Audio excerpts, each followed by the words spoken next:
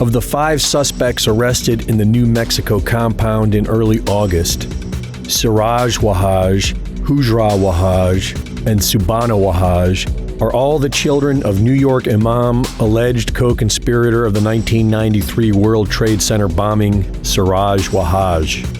And the other 2 suspects, Lucas Morton and Janny Laval, are his son-in-law and daughter-in-law.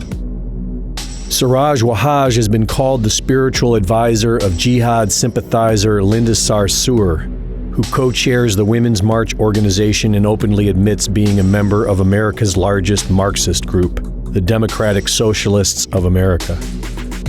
Wahaj Sr. was reportedly an honored guest at Hillary Clinton's Department of State and the Obama White House.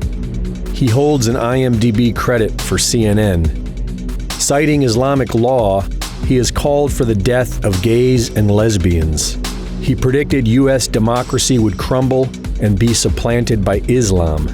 He has said that it is our duty as Muslims to replace the U.S. Constitution with the Quran. He has been a longtime supporter of Hizb ut-Tahrir, an organization that seeks to create a worldwide Islamic caliphate, or kingdom governed by Sharia law. The last several posts on Hujra Wahaj's YouTube and social media make it clear that she has been loyally following in her father's footsteps. And her Twitter account shows that the years preceding her arrest for 11 counts of child abuse were spent mentoring young girls throughout the northeastern United States. One of her most recent posts shows her reporting for CNN.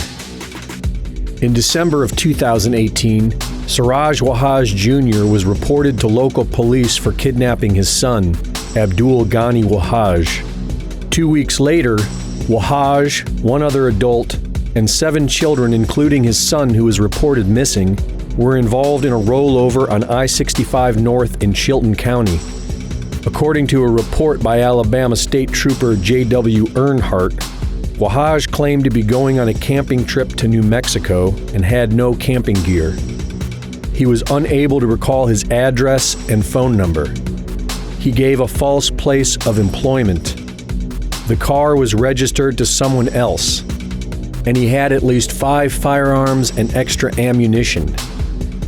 Trooper Earnhardt reported it as suspicious behavior, but let them all go, and even helped transport the weapons and ammunition to a nearby gas station where Lucas Morton picked them up in a rented box truck. The trooper even noted that Morton would not open the back of the box truck, and they loaded Mr. Wahaj's property through a cutout in the cab which allowed access to the back. Just 2 months later, in the very same county that the child is reported missing, Siraj Wahaj buys property at 2621 Stardust Trail in DeKalb County, Georgia. What's interesting about this particular address is that there are at least 6 different corporations that have been registered to it in the past 3 years, all under the name Jihad: Inshira Jihad, Jamela Jihad, and Abdus Jihad.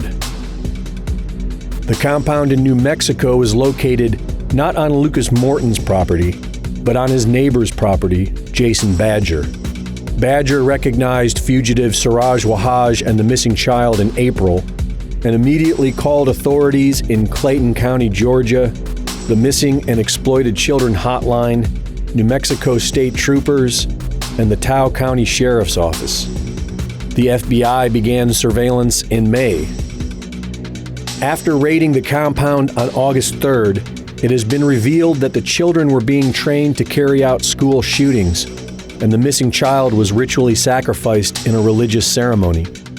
The mainstream media is strangely silent about what is shaping up to be the biggest story since Las Vegas 2017. And Imam Siraj Wahaj claims that those who are reporting on it are guilty of Islamophobia. The mere fact that the Democratic Party and CNN seem to be allied with Islamic extremists Linda Sarsour and Imam Siraj Wahaj is disturbing enough. But this story suggests that something far more dangerous is underway. More to come as this story unfolds. This is Greg Reese reporting for Infowars.com.